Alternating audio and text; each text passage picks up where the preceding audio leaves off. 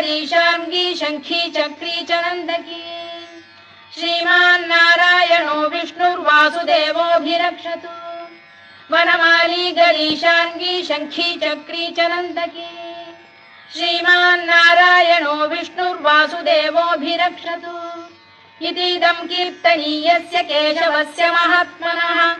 नाम्नां सहस्रं दिव्यानामशेषेण प्रकीर्तितम्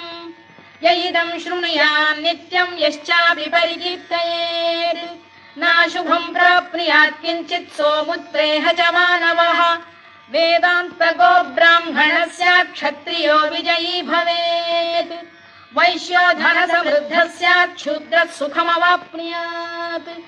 धर्मार्थी प्राप्नुयात् धर्ममर्थार्थी चार्थमाप्नुयात् कामानवाप्नुयात् कामी प्रजार्थी चाप्नुयात् प्रजाम्